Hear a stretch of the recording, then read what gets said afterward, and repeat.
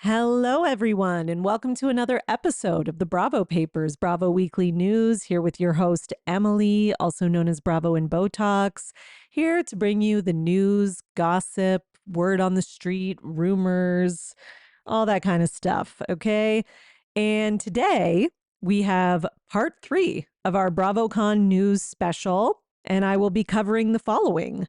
Next Gen NYC, Southern Charm, some general Bravo news, Real Housewives of Miami, Real Housewives of New York. And I think we've even got something from the Summer House slash Vanderpump Rules world that I forgot to talk about on my first episode. So enjoy today's episode and thanks for listening. Welcome to the Bravo Papers, a safe space for all us Bravo fans who love to analyze, deconstruct, and talk about our favorite Bravo shows ad nauseum. So join me, Bravo and Botox, and we'll catch up on all the Bravo news and read way too much into our favorite shows and Bravo celebrities.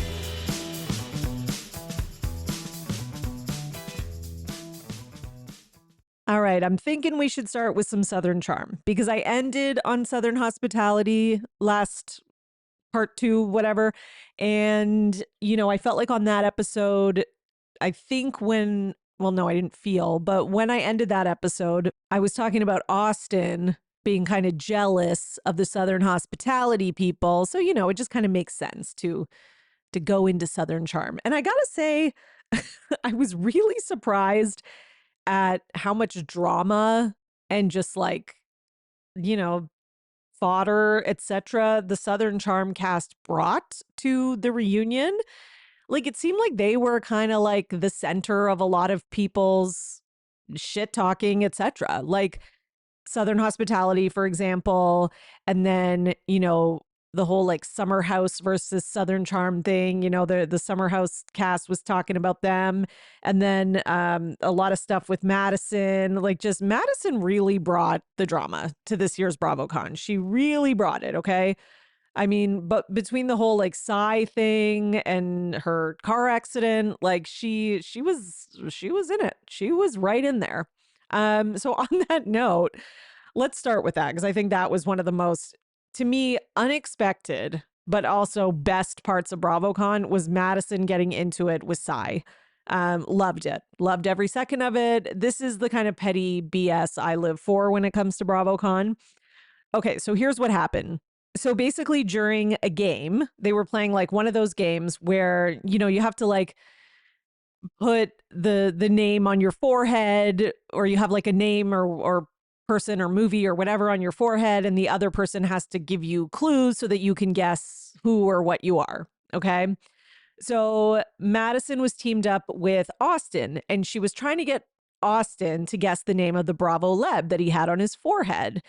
And she described this person as the meanest person she's ever met. Ooh, okay. And that person was Psy from RHONY. So, yeah. Anyways, so Psy did not like this. And this was so at Gibbs Sonoma, so Gibson Johns, he had posted this on his story, and he posted like a little like video of it, I guess. And the video has like a quote, "She's the meanest girl I've ever met, Madison LaCroix." And then Psy responded and said, "You must have me confused. Not all brown people look alike. I never met her before." Okay. All right. And then Madison, I guess, reposted this to her Instagram story. So she posted what Psy had said. Okay. And then she also posted a tweet, okay, from Gibson Johns saying Psy and Madison have indeed met before. And it is a picture of Psy sitting next to Madison at like at the last BravoCon 2 years ago, basically the two of them sitting right next to each other on a panel. Okay. It was like a Real Housewives panel. And then above it, Madison writes, "Point proven at Psy De Silva." Okay. And it's not over yet. I'm going to give you my commentary, but it's not over yet. And then I guess Sai responds to Madison's story and says, listen, girl, leave me alone. I don't know you and I don't remember sitting next to you 2 years ago. And then Madison replies and says, well, you will remember now, bitch. Sorry. I just like, that is like so just, I don't know. It's like she just like turned the volume up. So it was like Sai sends her this thing and is like, leave me alone. I don't remember you. And Madison's like, I'm going to make this into a whole thing. Okay. And again, this is why she's on Bravo. Okay. This is why. This is really why. And this is why she's much more entertaining than Sai, by the way. And then Sai replies, I still couldn't pick you out of a lineup. You're extremely unmemorable. Okay, kind of a lame comeback, but you tried, Sai. Well, kind of, I guess. I don't know. She tried about as hard as she did on Real Housewives of New York, which is not that hard, which is why that show was terrible. And the other thing about this is that somebody had replied to Sai and said, you have done a panel together before. And Sai responded and put this on her Instagram story and said, sitting next to someone on a live taping of a show 2 years ago does not mean you know them. I sit next to people on the train every day and I do not know them. Well, she didn't say that you didn't know her. She said that you were mean. So, and again, you were trying to imply that she was racist because she must have you confused with someone else because you've never met and you don't know who she is. So she was just saying, no, I did meet you. I sat next to you. So don't try to say that like I think everybody looks alike or whatever, right? Like, so it's kind of like, Sai, you sort of like set this up for yourself. Like you kind of set yourself up because you accused her of just, kind of casual racism. And then when she proved that she did in fact meet you, then you're like, well, I don't know her. Well, she's not saying she knows you like deeply and that the two of you have like an intimate friendship or something. She's just saying we have met. Like we were on a panel together for however long this panel filming takes, and you were rude or whatever it was, right? And maybe Madison's being a bit dramatic by saying like mean, but I don't know because I wasn't there and I don't know what happened with it. Anyways, and then what was the other part? Oh, yes. And then just to add lemon to the open wound for Sai, Kelly from Real Housewives of Atlanta decides that she's going to peep in on this. And she replies and says to the she's the meanest girl I've ever met, like, little video that was posted on Instagram, which was posted on @Bravo by Brett. And Kelly replies with a check mark. So I guess Kelly is saying that Sai was rude to her as well. So yeah, not looking great for Sai. But, oh well.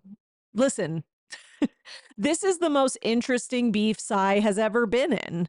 I was going to say this is the most interesting Sai has been, but I guess this is more Madison being interesting and kind of, she should be thanking Madison. Like Madison gave her a moment at BravoCon because otherwise, like Sai really had no memorable moments at all. So really, she did you a favor. I'm just being honest. So besides making Sai more relevant at BravoCon, there was another thing with Madison, which was that she got into a car accident.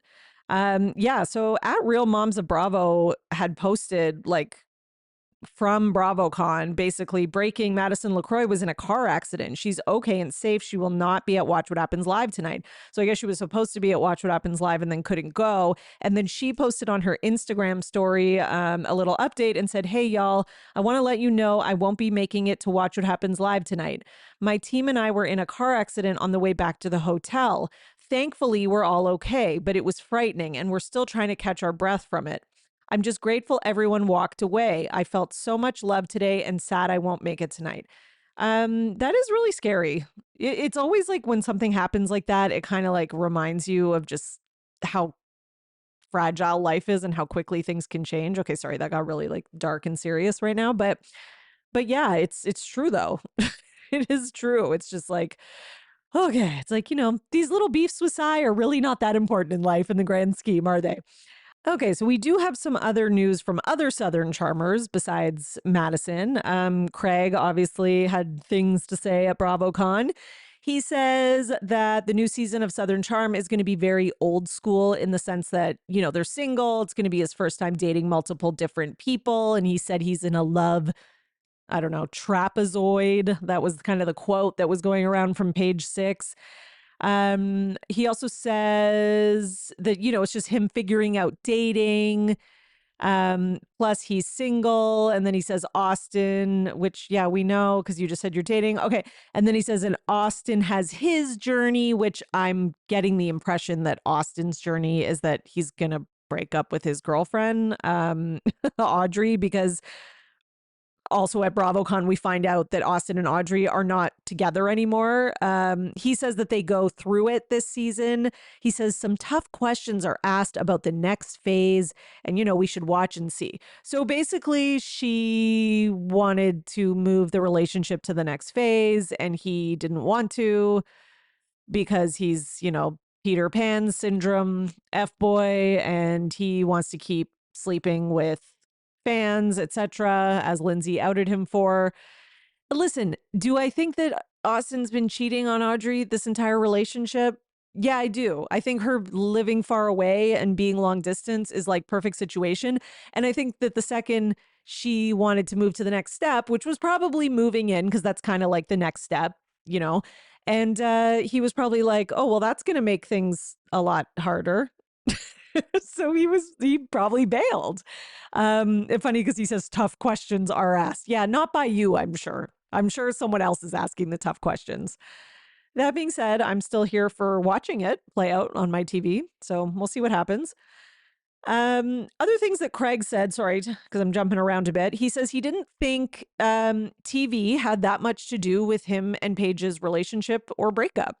He says we just happened to get to watch their relationship run its course, and he doesn't have any regrets about having an on-TV relationship because he remembers those times very fondly as a great time in his life. He says he's bummed she's not here because he knows she loves this stuff. I mean, Craig is really going for like, the best, most PR answers. And he's not doing the worst job. Like, don't get me wrong. The premiere of Southern Charm, he's like talking about, he's very much like, I'm a victim and, she broke my heart. And like, he's kind of doing that whole thing. So yes, definitely. But, he's been trained well, ironically, by Paige. It's like she created her own Frankenstein monster and it's now turned against her. Okay. Her own PR monster and it now knows how to spin everything. Okay. What else do we have? Do we have anything else from Craig? I think that was it. Now Shep, he had his own moment too. Oh yeah, this was the other big thing at a BravoCon that also comes from the Southern Charm cast. The Southern Charm cast, I'm telling you, like, just when you think they're out, just when you think I'm out, because last season was fine, I guess, but I was kind of getting bored with it. But, so far the season premiere was really good. And these guys really brought a lot of drama at BravoCon. So I'm kind of like, maybe Southern Charm's having its like renaissance moment. And we all know that happens with these shows. They have their like hills and valleys. So they'll have a few years that really suck. And then they'll have some years that are really good. And maybe, I don't know, maybe Southern Charm's entering its comeback season. We'll see. Maybe I'm reading into it too much. But anyways, Shep was caught on a cell phone video ranting to Bradley from Southern Hospitality about how Craig and Paige made millions off of reality TV's back. And then she breaks up with him on her podcast. It's bullshit. Okay, so that was my imitation of his rant. And then he's kind of going on and a little bit's like, you can't really understand what he's saying. Generally, I don't sleep in pajamas. Okay. I'm more of a underwear t-shirt kind of gal, but I am now converted because I got to try Skims lounge sleep set in Cyprus, by the way. Beautiful, deep green color, amazing for the holidays. And I'm converted. I slept in them the other night and now every night, and they are the most comfortable pajamas. Like, guys, I'm not just saying this, the most comfortable pajamas I have ever tried. Like, it is like sleeping with no pajamas on, but with the warmth and comfort of just that extra layer. and I'm just obsessed. I don't think I can ever go back. The softest fabric ever, the beautiful deep green cypress color, just like a Christmas tree. I'm going to be buying these for my sister, for my sisters in law. Like, I will be gifting these to everyone this Christmas. And honestly, you should too, because everyone will be thanking you. And this will be a gift that your family and friends are actually going to use and be obsessed with. So shop my favorite pajamas at skims.com. After you place your order, be sure to let them know we sent you. Select podcast in the survey and be sure to select our show in the drop down menu that follows. And if you're looking for the perfect gifts for everyone on your list, the Skims holiday shop is now open at skims.com. Okay, my Bravo fans, you know what's happening. Holiday shopping is officially here. And listen, I don't want you out there wasting tons of time trying to find the perfect gift, and then you don't get to watch all the housewives shows that you need to watch. So go to Uncommon Goods. Okay. It's going to take the stress out of gifting, and you're going to get unique, high quality finds that you will not find anywhere else. Okay. I hate getting people like the same thing over and over or boring gift cards and stuff like that. So I love Uncommon Goods. One thing that I have already ordered is they have these customized family paintings. So it's kind of like family art. And they have this beautiful one where it's like a customized painting of you and your family all sitting around like a fire pit. They also have one on like, you know, like a ski lift and stuff. It's really cute. So I'm getting the fire pit one because my in-laws have this like gorgeous fire pit at their cottage, and we do that every summer, and it's a nice memory. And they have everything. And this is something that I know they'll actually love, and they can hang it up at the cottage. And it's just so beautiful and unique. So I just love that. So don't wait. Cross those names off your list before the rush. To get 15% off your next gift, go to uncommongoods.com/bravopapers. That's uncommongoods.com/bravopapers for 15% off. Uncommon Goods, we're all out of the ordinary. You know, I was reading people's comments because I was curious as to what people think about this, because I'm a little torn on it in the sense of like, he's not 100% wrong. So I think that's the one thing. Like, I watched it, I'm like, this guy is he's such an asshole. And like, I don't even like Craig and Paige that much, but it's kind of like, the relationship's over. They've broken up. Like, why are you still so angry and bothered? And like, it doesn't seem like it's coming from a place, like, I don't know what place. No, I do. It seems like it's coming from a place of like, just like jealousy that, and I think it's more, even though he does talk about Paige quite a bit, I feel like it's more directed at Craig. Like, I feel like he's so bothered that Craig was able to like rehab his image and kind of become like a successful, you know, businessman, and that he's like went from being kind of like the little, you know, newbie guy who didn't come from money, not like newbie, but he was like the one guy that didn't come from money and who was kind of like came off kind of like a dummy. And I don't know. And like, I feel like, you know, people look at Craig as like kind of the number one guy in the group. Not that that takes a lot on Southern Charm because they're all terrible, but I do think that he is like, of those three guys, he's like the quote unquote number one guy in the group. And he doesn't get like the same level of hate that I think Austin and Shep get. And I think Shep is just so bothered by the way that like him and Paige were able to rehab Craig's image, the way that like they were able to make all that money and become so successful and really like elevate themselves to kind of like, you know, the next level of stardom, at least in terms of like the reality, at least for Craig in terms of reality, Paige outside of that. But I think that really bothers him. Like, I think he has real, like, I don't know, whatever the opposite of Schadenfreude is, like, he's not, you know, taking pleasure in someone's downfall. He's angry at someone's success, you know? So I guess that's like envious, jealousy, whatever. But it's kind of like, you know, get over it. You know, sorry. Like, they made the money. They probably liked each other, and then also it was good for their careers.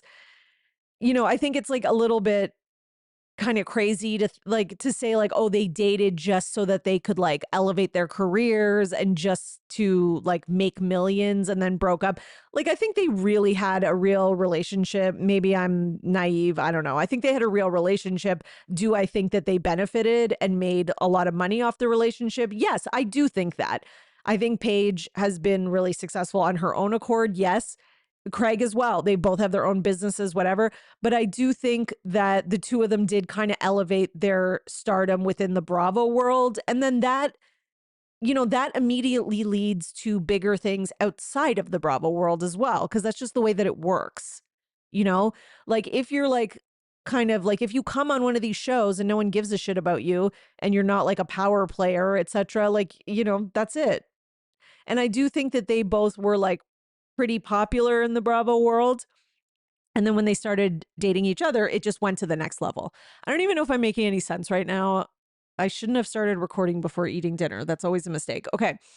So yeah, so I think that Shep is pissed off about that. And again, I don't think that he's 100% wrong. They did make a lot of success and money off of reality TV.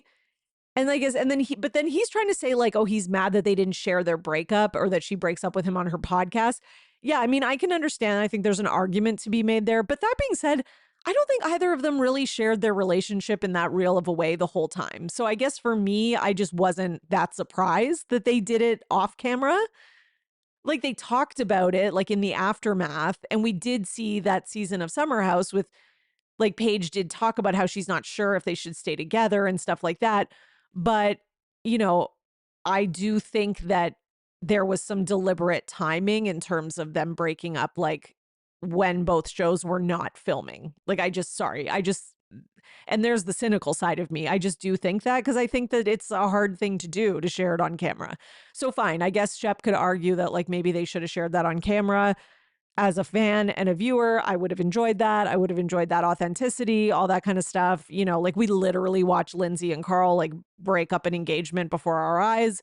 So yes, you can make the argument like they've made all this money. These are their careers. Look what reality TV has done for them. And you could say, well, Paige is successful on her own with her podcast. Well, guess what? She wouldn't even have a podcast with a very successful podcast. She wouldn't have it if she wasn't on the Bravo show in the first place. Like everything has led to something else. And I'm not taking away any of, her success on the podcast because a lot of Bravo celebrities have them and they go nowhere. But I'm just saying it all started with that, right? That's where kind of the grassroots of it all comes down to.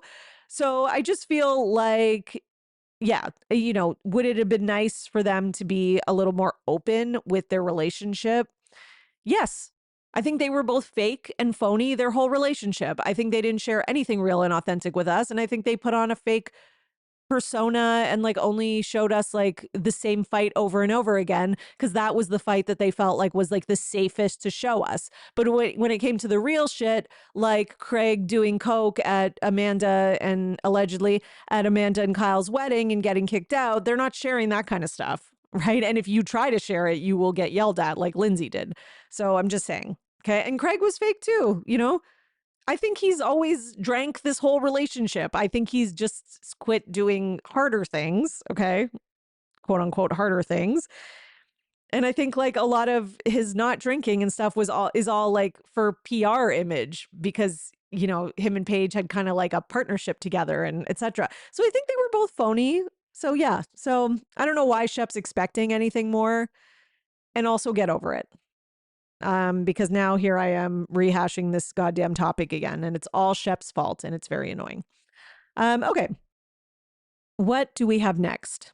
Okay, we have something that I forgot to cover when I did part 1 and I talked about Summer House because I put it in the wrong folder, which was dumb of me. There was so much news from BravoCon, guys, that like I did my best.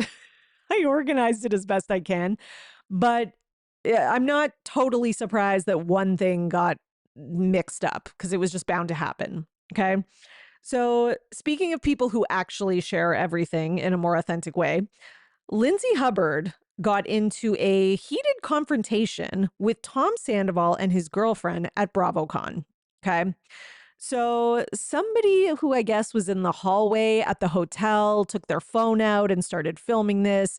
And page six's headline is annoying because it's like activated. Lindsay Hubbard gets into heated confrontation with Tom Sandoval and his girlfriend. Okay, she's pretty calm in the video. It's actually like Tom and his girlfriend that are fighting. But again, I know it's page six and they're trying to get clicks and they know that Bravo fans all say activated Lindsay. So whatever. Okay. But here's what it says according to page six. So, okay. So Tom Sandoval and his girlfriend, Victoria Lee Robinson, okay, were in some sort of something and Lindsay Hubbard got involved. Okay. So they have basically this cell phone video of the trio having a loud conversation. Oh, sorry, it's in the lobby, not the hallway of the hotel. It's in the lobby of the Four Seasons Hotel Las Vegas in the pre-dawn hours of Sunday, following a full day of press and fan panels. So the eyewitnesses say Hubbard was quote unquote activated, which I mean, when I watch this, I do not see that, but whatever, came flying over to talk to Sandoval privately around 2:30 a.m., but Robinson opposed. We're told she didn't know who Hubbard was. Well, she needs to learn, okay? This is BravoCon. You need to know who the stars are, okay? And your boyfriend is yesterday's, by the way. Okay, so Hubbard says, it did piss me off, followed by Robinson saying, and yeah, you should apologize to me, though it's unclear who they're speaking to. It's clear as day to me. Like, I watched the video. It's so clear that Robinson is speaking to Sandoval. Then Lindsay says to shut the fuck up as Robinson says to get the fuck out. But again, when I watch the video, every time she is speaking, like Sandoval's girlfriend, it seems like she's talking to him, not Lindsay. But again, I don't have the full context. And then Robinson says, Lindsay says to the two of them, whatever you two have going on, don't do it in. And then, so yeah, that's what, like, if you watch this video, that's what I take from it. It seems like it's Lindsay saying, whatever's going on with you two, can you like take it somewhere else? Because like, it's kind of embarrassing and you look like idiots, etc. Do it in private. And then Robinson looks at Sandoval and says, your ego, buddy, and then storms off. So again, like, yes, it does seem like a fight between the two of them. And when you watch this video, like, I just don't know what else to compare it to, but it looks like a regular person, AKA Lindsay, kind of trying to stop two, I don't know, maybe allegedly high, unwell people. Okay, that's how I'm going to phrase it. Sandoval looks all kinds of effed up. Victoria doesn't look sober herself. And he's standing there like a statue. Like, it's really weird. And I'm like, what are you two on? Like, these two need to get help. I'm sorry. They really do. Like, I get such weird vibes from them. I feel like they're going down a bad path. But anyways, yeah. So it seems like they were like fighting in public. And then I heard like, online people were saying that, he picked her up over his shoulder in front of a group of people. And then it flashed like her private parts. And then she was mad about that. So she was yelling at him and that was what happened. But again, I don't know 100% if that's true. Okay. What do we have next? Let's go to Real Housewives of Miami. Because the panel for Real Housewives of Miami went in a crazy direction that I was not expecting, that I don't think anybody was expecting. So basically they were on the panel and, people posted videos from it. I saw Morgan P. Talks posted and had this video of Adriana and was like, RHOM panel has gone absolutely off the rails. Yeah, it definitely did go off the rails. So during the panel, basically what happened is Adriana gets up and she says that somebody in the audience has a picture of the Haitian mortician on their phone. Okay. She's like, someone named Melissa.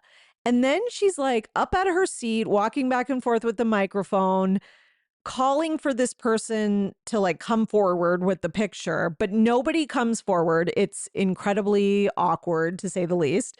And then, she gets the whole crowd chanting Haitian mortician. And then finally somebody gives her her phone and she holds it up and it's a picture of Phaedra.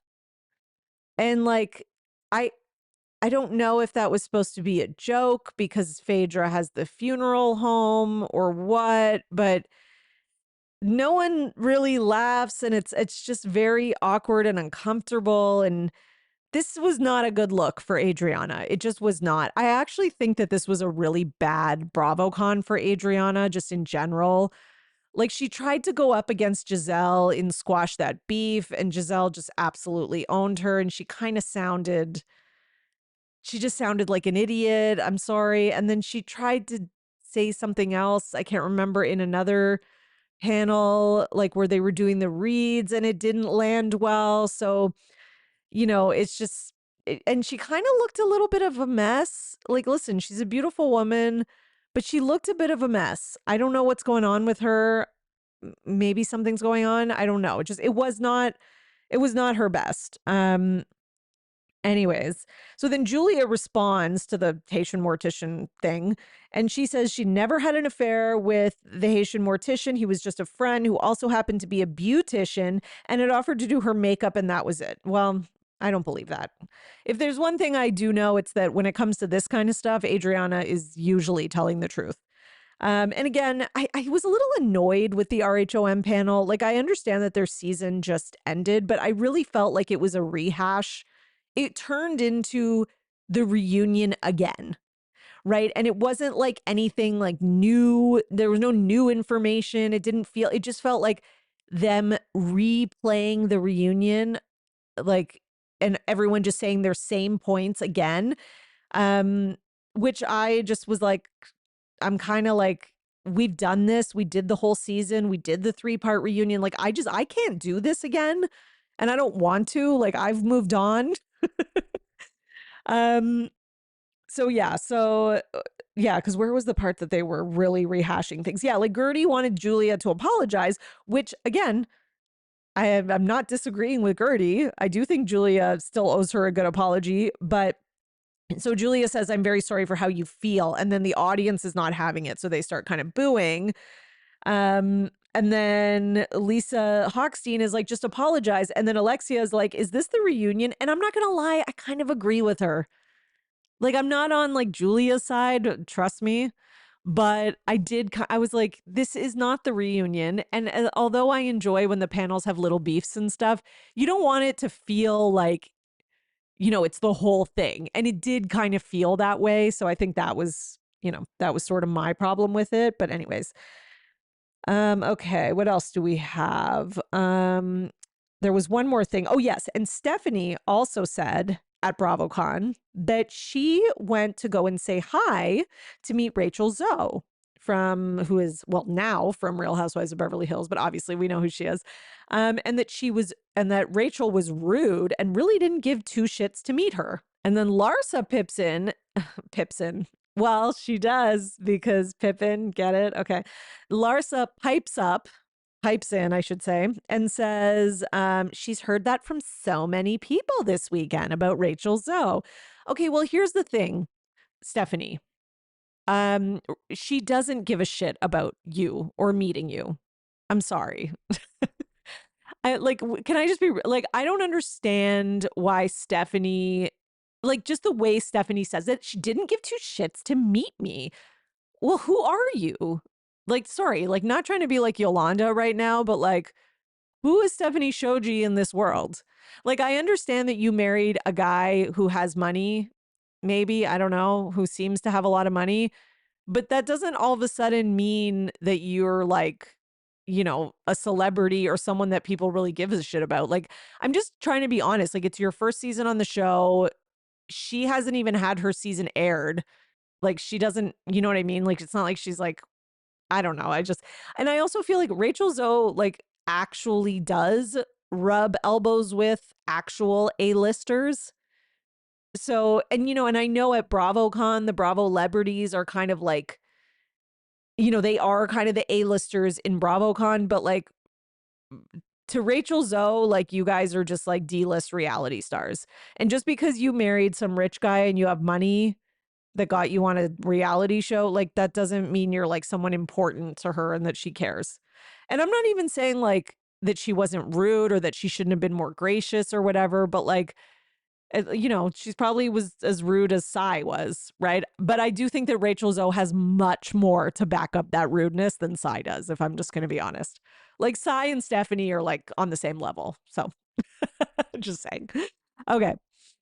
What else we got from Real Housewives of Miami? So the kind of the biggest thing that happened was after BravoCon, which was that Julia and Lisa apparently caused a scene and they had some sort of confrontation at an airport post BravoCon. So the initial story to come out of this is what initially was reported. And then I'll read you kind of Julia and Lisa's reactions to what was reported.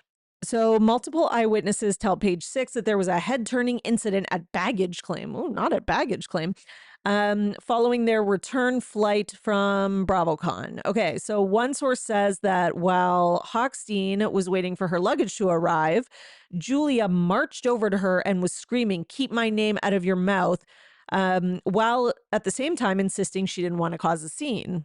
Yeah, that sounds like Julia. And then a second source explains that Julia was upset because she was under the impression that Lisa had made negative comments about her in press interviews at the convention. But this source insists that Julia was, quote, trying to keep things calm. However, two eyewitnesses say that Julia kept getting in Lisa's face. So the source who is reporting this is obviously somebody from Julia's camp. Okay, because the eyewitnesses say they saw her getting in their face, but then this source who it doesn't say that they were, you know, the source was a witness is like, no, but she was calm. She was keeping it calm. Well, were you there or are you Lisa's publicist? So two eyewitnesses tell us that she kept getting in Lisa's face and that Lisa appeared shocked but tried to brush it off. See, that sounds more like reality to me, just based on what I know of Julia. After Julia allegedly chased Hochstein around baggage claim. Oh my God.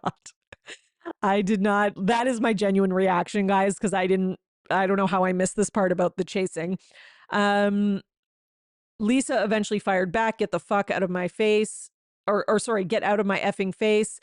And then the source claims, and then the first source, so not the second source who said Julia stayed calm. The first source says that Julia was shouting. And the second source says that Lisa was the one who was very loud and heightened. Okay. So the first source is saying that Julia was basically the disruptive one. And that coincides with, or sorry, that lines up with what the eyewitnesses say. So the only person who's saying that Julia was not the aggressor and that Julia was not the, you know, more like yelling one, whatever, is the second source. So the second source has got to be a Julia source. And quite frankly, I don't give a shit about what either source has to say. I'm going with the eyewitnesses. Okay. So we're told that they caused a scene in front of children, families, and elderly people. Okay. So the other RHOM cast members who were present described the ordeal as mortifying and kept saying, people are going to start recording us. Well, yeah, that's true. So they reached out to Lisa Hochstein for comment, and she says she came at me out of nowhere at baggage claim. I haven't spoken to her in months outside of our BravoCon panel on stage. I had just gotten off of a long flight and thought she was walking over to apologize for her antics during this past season.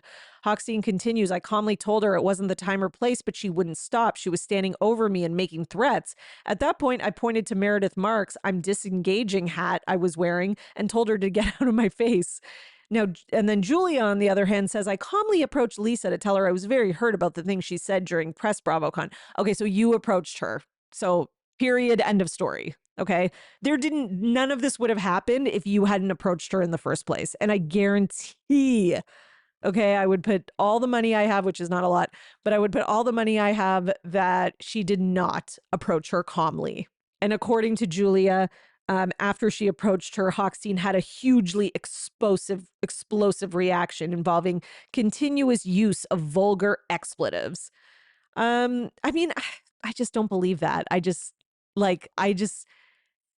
Based on what I've seen of Julia, I just really, don't, like, that's just not even, like, Lisa can get mad. And it's usually when she's reacting to being attacked, but she usually gets like defensive, etc. And yeah, they all can yell expletives and they can all have their moments, etc. But it's not like in Lisa's nature, in my opinion, that when someone comes up to you to say something like that, that she's going to completely lose her shit. But it is in Julia's nature, I think. So Lisa also posted a comment on Instagram, and here's what she said. She says, I believe this was a setup. Ooh, okay. She says, she marches up to me aggressively, saying she doesn't want to create a scene, but yet creating a huge scene. After I asked her multiple times very calmly to leave me alone, she refused. My entire team, including our driver, witnessed the whole performance. I finally had to tell her to get the F out of my face as she harassed me. Well, yeah, here's the thing. You go up to someone and you, as the witnesses say, chased her around baggage claim. So and it's probably not literal like running type of chase, but probably Lisa's trying to walk away and she keeps following her. And then eventually the person is going to be like, get the F out of my face, because you're not taking no for an answer. So you elevate, and then all of a sudden, like, oh, you're the crazy one. Like, it is just such Julia gaslighting. I'm sorry, but it really, same thing she did to Gertie last season. Let's just be honest. And then Lisa says, sorry. So Lisa continues and says, it truly believed. Oh, maybe she meant I truly believed she did this as a last attempt, as she's grasping for straws to stay on the show. I mean, I 100% believe that, because the desperation that this woman has shown to have storylines and to stay on this show, between the opera singing, between like, confessing that she had an affair with Adriana, like all this stuff. Like, you do not admit something like that unless you are desperate, like something that seriously hurts your wife and family. Like, I don't know. That was just crazy to me. I knew I would wake up to a news article this morning. I wonder who orchestrated this. This woman has a history of lying and being aggressive, as we have all witnessed on the show. And then Lisa also says in other comments, maybe she should keep my family's name out of her mouth, including Jody's. By the way, her eyeballs were huge. Good comeback, Lisa. And then Lisa says, I was in shock, came out of nowhere when replying to Kempire. So then Lisa also responded to Queens of Bravo, because they reposted Page 6's story. And Lisa said, imagine just minding your own business at the airport, and then this woman aggressively berates you out of nowhere to try to get press. Hashtag thin ice, hashtag desperate. And then Julia replies and says, oh, Lisa, I am but one woman, not women. Not a typo, is it? What the hell does that mean? And then this women aggressively berates you. It is a typo. Like, I don't understand what she's trying to say. Like, is she trying to say that, like, that shows Lisa's lying somehow because she wrote women instead of woman? Like, that just, Julia, that proves nothing. And you are a second language English speaker. Like, English is not your first language. I've seen you make plenty of grammar, syntax, etc. errors. Like, so what? Like, what are you trying to prove? I don't understand what Julia is trying to prove with this. Okay. And then somebody else replied, and at Jordan Liberty replied and said, I said, quote, I don't want to cause a scene, girl, then save this for later. And I believe that's in response to Julia. And then Lisa responds and says, I literally said this. This is not the time and the place. And she kept going after I repeatedly said to leave. Okay. So yeah, Julia's trying it. She's trying to have her moment. I really think she knows the writing is on the wall for her and that she's going to be fired, which, at least she has some self-awareness, because I think she is, quite frankly, but we'll see what happens. Okay, let's go to some Next Gen NYC news. because Georgia was interviewed on the red carpet at BravoCon. And she teases kind of a rumor that we've all been hearing about that was, floating around online on Reddit, etc., that there was, a quote unquote near altercation with Riley Burris during filming. Okay.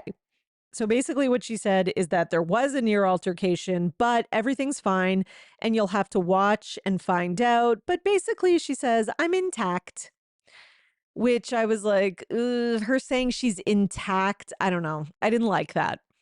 I don't know why I didn't like that. Why didn't I like that? I just felt like it was kind of like implying that, like, you know, I don't know. I felt like it was kind of implying that Riley is like the type who's going to like tear you apart or something. Like, I don't know. I just feel like there's that kind of implication. But yeah. And I think just that mixed with the rest of the cast saying in unanimous agreement that Georgia has changed the most by the fame and attention since season one. I don't know. Like, I really liked Georgia season one, and I'm definitely going to give her the benefit of the doubt, as I will give all of them going into season two. Well, maybe not Charlie, but I'll give them all the benefit of the doubt except Charlie. But I have to say, like, I don't know, just the way she kind of communicated this incident to the woman on the red carpet. Like, I watched the interview. I don't know. I just didn't like her tone. I just got, I don't know. I felt like she was going to, like, I don't know. I have to see the full context of it. Maybe my bias towards Riley is showing because I really like Riley. I don't know. But, I just feel like she's trying to like play the victim already. So we'll see. We'll see what happens. But I don't know. I don't know what the argument's about. I don't know what the quote unquote altercation was. But she did say everything's fine now. So hopefully they can move past it, whatever did happen. Charlie, everyone's favorite villain, says, and listen, Charlie is like a pretty good villain. He's one of those villains where like the stakes aren't like super high and it's more like you're just watching them implode. Like he's mostly screwing up his own life. So Charlie says, but who knows? We still have season two. He could screw up other people's. We'll see what happens.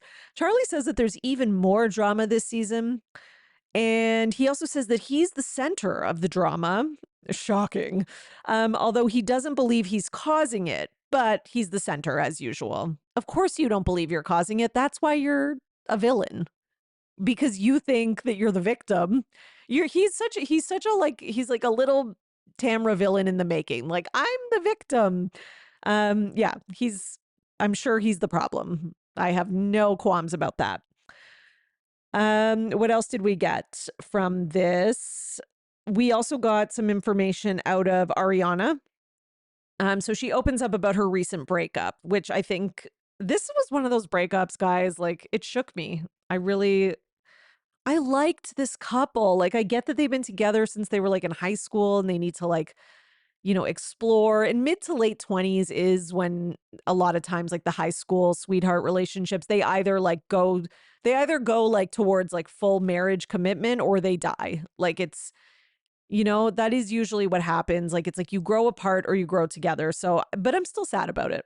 But she says that she's the happiest she's ever been. She also says that she moved 5 minutes away from Riley. I actually thought they were roommates. I don't know where I got that idea from, but 5 minutes away is good. And I'm as long as she's happy. At the end of the day, even if there are two people that we all really liked and we like them together, at the end of the day, if they're not happy together, then they're not happy. So what can you do? Now, when asked for a bit more information about like her mom and her dad Croy taking all her money, Ariana says, "Nope, I'm broke. They took it all." So she does confirm that they legit took it all. And she opens up about it, and she again kind of says like her PR sort of party line, which is like, you can make more money, but you only get one mom, and et cetera, et cetera. And listen, she's not wrong about that, but at the same time, and I've always said this since like I've been covering this show since it came out, that doesn't mean that like telling yourself that 1,000 times doesn't make the resentment go away. And it's okay to feel that resentment and then to try and, move past it. I understand what she's saying. It doesn't mean you have to like cut your mom off forever. unless her mom continues doing it. Now, she did say that when she talks about like being paid back, she means that now when her mom borrows money for little things like a bill here or whatever here and there, she always pays her back right away. Because I guess people were kind of questioning, like, does she really pay you back? But she says the money that they spent, like the money she made when she was like a teenager from influencing or whatever, she said that is gone and there's like no expectation of her being paid back. So, and there was this other interview where like they were talking about Real Housewives of Atlanta, and Riley was like, "Oh man, my mom's life is so interesting. You guys got to get her back on Atlanta now." And I was like, "Yeah, of course you want your mom back on Atlanta because you want your mom to be getting a check so that so that maybe she can pay you back for all that past shenanigans." Okay, let's go to RHONY next. Okay, so Carol Radziwill is not returning to RHONY despite the rumors, which thank God, in my opinion. I know a lot of people really like Carol. I'm not a fan. I could write an essay about why Carol sucks, actually. Andy also addresses, and I'm not going to get into it right now. I really just can't. But what I will say is that I just, like, I didn't mind her, but there's a lot of things that she said and done that have really rubbed me the wrong way. And I think that although she tries to portray herself as like, this like feminist kind of girl's girl, I actually think she's not. And I have quite a few reasons from the show and from her life outside the show to support it. If anyone ever is interested, maybe one day I'll do an episode about it. But yeah, I'm good with that. I'm good with it. I also feel like she's like sometimes a little like trying too hard to pretend she doesn't care about things or that she's too cool for things, but then she's not. And then I don't know. I just can't with the whole back and forth. Also, Andy addresses the rumors that there was going to be a hybrid cast. There is not. He says it's not true. They're close with casting and that we will be getting a cast soon. It seems like the cast is going to be Aaron, Sai, and Jessel. Okay, because we know now that Jenna Lyons is not returning, so she made like her official departure. This is not really BravoCon news, but it just happened right after, and I think people were kind of reading between the lines. Like Aaron, Jessel, and Sai were the only ones at BravoCon. They were really representing for the show, so and they were kind of the only ones that I think, besides Uba, that I think kind of walked away from last season.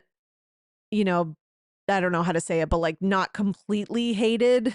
Like people were kind of like warming up to Sai a bit because she went so hard against Brynn, which we all liked. Aaron jumped on the I hate Brynn train by the end. And, Jessel, we all like Jessel. So I just think that it makes the most sense. And I think that Uba, I mean, I really liked Uba, and I think everybody for the most part was on Uba's side, but I do think she was still more like quote unquote controversial. So I think for them, it's just like go in a different direction. That's just the impression I'm getting. So yeah, so according to, many reports before Jenna even announced it, she's not returning to RHONY. The audience was not invested in her despite the network loving her. Well, of course the network loves her. She's Jenna Lyons. But again, that alone does not, and I've said this from the start, does not a reality star make. I'm sorry. Does she have like an interesting life and an interesting backstory? Yes. Is she a good reality star? Absolutely not. She is terrible. I'm sorry. I stand by that. She had her moments, okay, but overall, she was boring. I'm sorry. She didn't want to get into fights. She never took anyone's side in like a real way. Like she was, I don't know. I wasn't down with it. But like, I didn't mind her. I think a friend of, actually, I would enjoy her as a friend of, like some check-ins. And I think maybe she would make some check-ins. I could see that even happening. So I'd be okay with that. Okay. What else do we have? I need people who are like so desperate to be famous, like who have successful lives. Okay, like how Jenna does, but who are also so like despy for attention and fame that they'll make a complete ass of themselves still on reality TV. That's what we need. You need to find that perfect balance. It's very hard to find, but it can be found. Okay. Or that they're so delusional that they think they're like acting cool or whatever, and they're not, which those are also great. Okay. Our last thing we're going to go over is some just general Bravo news. Okay. So a lot of the cast of the Valley Persian style was there, which the preview looked really good. I watched the preview. It was good. I thought it looked really exciting. I'm a huge Shaws of Sunset fan. Obviously, the domestic abuser who shall not be named ruined it, and he's disgusting. But I think it coming back with a new cast without him and like the core three is, I think this could be a win. It could be terrible, as all new shows could be. But we'll see. I think the preview did look good. Okay. So I'm looking forward to it. It looks like they've got some stories to tell. Now Reza, of course, was on a panel with the shadiest Bravo celebrities, and he was asked who the most overrated Bravo Leb of all time was. And of course, just like he said on Watch What Happens Live, Kyle Richards, and everybody cheered. And then Erica responded and said, everyone's entitled to their opinion. And she's like, I understand. And it kind of felt like she was saying she understands why he said that. But then she goes, no, I understand that everyone's entitled to their opinion. And I was like, yeah, because like you learn that when you're like in grade 5. But like, I don't know if she was like going to say, I understand why you say she's overrated. And then she changed it. But I don't know. She didn't defend her as hard as I would have expected. I'll say that. Okay. So I thought that was very interesting, and also looking forward to that show. Some other new things were announced in terms of shows. Okay. So we've got Portia. Well, this isn't a new show, but we've got Portia, Sonia, and Heather Gay joining Love Hotel. I am very excited about Portia and Sonia. I am not excited about Heather Gay.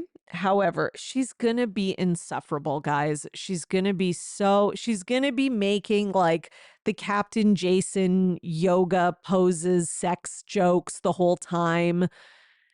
Like, I can't. I'm going to watch it because I loved Love Hotel season 1.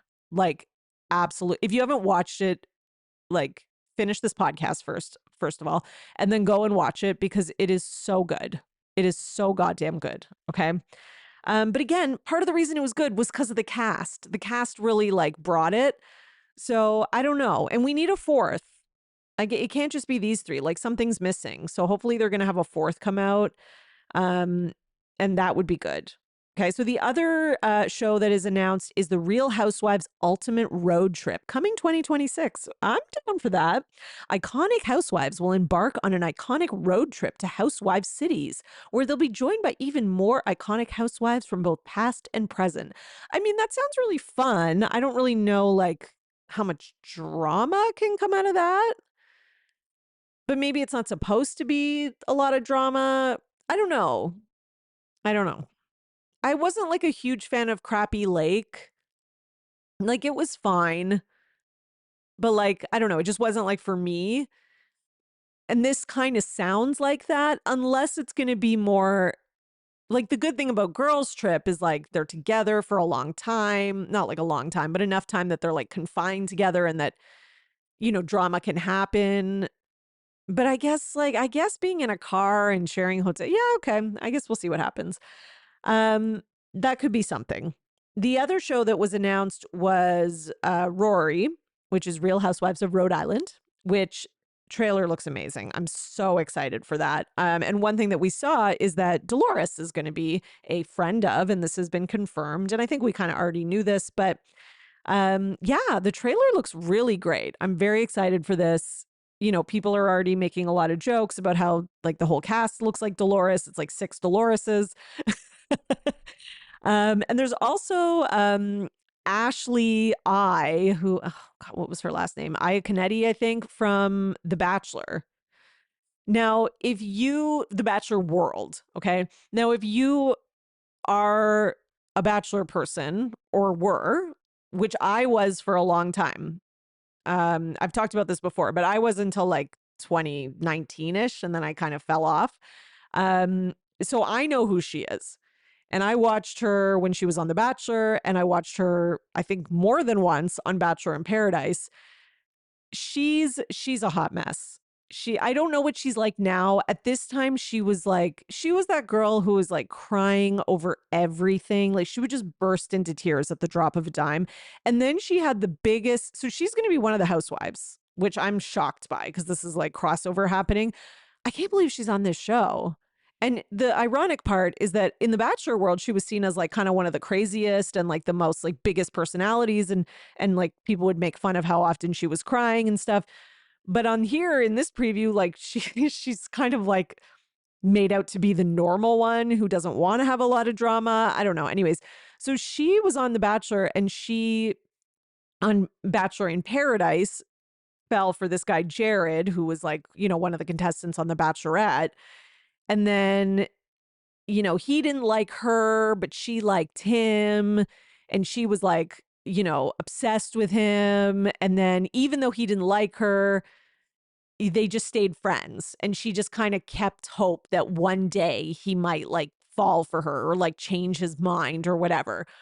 And then it's like you watch the two of them on the show for like years or whatever. And then that very thing did happen. And it became like the story of like, never give up, girl, like chase your dream. But looking back, it was very much like this girl like desperately chasing a man, like maybe not the best. But it's also like, she's the exception, not the rule. Like if someone's not into you, usually they're not into you, and usually that doesn't change. But yeah, so I mean, the truth was that the guy she liked, I think he kind of ventured out into the real world, like thinking he was gonna like have big success as like a not a Bravo Leb, as like a, former Bachelor contestant. And I think he realized what many of them realize, especially in the Bachelor world, is that you're much more successful if you're in a couple. Like the couples from those shows do so well with influencing, with growing their following, with, you know what I mean? Like, and if you're not in a couple, like people are just not interested because the majority of the audience for The Bachelor is also women. And, like that's just not like an audience, like that audience wants to see, like they're watching The Bachelor because they like to see like relationships and love. Like, they're not watching it because they want to watch some single fuckboy go sow his wild oats, right? Okay. So yeah, so I can't believe they're on it. That's my long story short. And it looks really good. Go watch the trailer. Okay, what else we got? Andy Cohen had a sit down with Jeff Lewis, and he's also going to be back on Bravo. Andy's going to be executive producing Flipping Out. So yeah, so that seems exciting. The two of them seem to have a little bit of a riff because Jeff Lewis made some jokes that, I think were not very tasteful. There was one about Monica Garcia particularly. I can't remember exactly what was said, but I think Andy did not like that and didn't like some of the questions that he was asked. Oh yeah, the joke about Monica was like about her being on food stamps or something, which I understand why Andy did not like that, because it's like, dude, you're on Bravo. This is going to be aired. Just with the state of the world and the economy, like what, that's like a joke that you're making about someone, that they're like, you're making a joke that like it's like some like shameful, embarrassing thing for people who are on food stamps or report, like, and you could tell like Andy knows that's not cool. So yeah, because a lot of people didn't like that joke and were saying like it's elitist and all this, which it absolutely is. And the audience even booed it. And it had a lot of social media backlash, of course. The other thing is that, Jeff was very like critical of Bravo shows, and he was like pushing Andy to give him answers for stuff that maybe Andy wasn't wanting to answer. And it was just like, if you watch the interview, it is tense. Like it is a tense, like you can cut the tension with a knife, as they say. So Jeff Lewis went on his radio show, and he did even admit that Cohen was upset with him, and he apologized. But said that he wouldn't do the Ask Andy panel again because he's just too honest about his opinions. Yeah, I mean, I think it's okay to be honest, but I guess because he was like critical of some of the shows and some of the choices that Andy and Bravo is making, He is one of those people, Jeff, that is who just like, he's his own worst enemy, really. You know, like, yes, he like critical and opinionated and, you know, does he sometimes say things that maybe have some truth to them, like when he's criticizing like some of Bravo's shows and choices? Yes. He had some points about some stuff he was saying, like he was kind of criticizing um Andy, because he asked about like the direction of Orange County, and Andy really gave him nothing when like he knew he was going to give Vicky the orange back. Not that he shouldn't have said that, but basically Jeff was like, you could have hinted that there's an announcement coming. Like he had some points in terms of like Andy being closed off. However, I can kind of understand Andy being closed off just because of the whole tone of the interview from the start and the inappropriate jokes. That being said, I can't remember what order, like if the Monica Garcia joke came before that or after, I don't know. Either way, apparently they've made up now and everything is fine. But I'm telling you, these are the two messiest ones in all of Bravo, always. They really are. Okay, everyone, I think that is it for BravoCon news. So my next episode that's going to come out will have, unless new stuff comes out about BravoCon, which it definitely could, but it will include just Bravo news again, which, to be honest, there is a lot of. I thought about combining, but I would need to do another additional episode this week, and I just can't. I can't. Okay, I'm sorry. Thank you all. I hope you enjoyed these BravoCon news specials. If you're looking for more bonus content, please head over to my Patreon, patreon.com/Bravo and Botox, and wishing you all a fantastic week. And you are now in the know for everything BravoCon. Bye. Thanks for listening, everyone. Your support really means everything to me, and this show wouldn't be possible without you, the listeners. So please, if you enjoy the podcast, leave a 5-star rating and subscribe so you don't miss an episode. For more, you can join my Patreon, patreon.com/Bravo and Botox. And for $5 a month, you'll get 4 extra podcast episodes a month. You'll also get early releases of Bravo Paper episodes and more. Please also subscribe to my YouTube channel @The Bravo Papers and follow me on Twitter, Instagram, @Bravo and Botox and @The Bravo Papers. If you'd like to buy me a coffee, you can at buymeacoffee.com/Bravo and Botox. Send your love through some much needed caffeine. And any guest that was on today's episode will be in the show notes, all their social media and contact information. So thank you so much, everyone. Keep overanalyzing Bravo.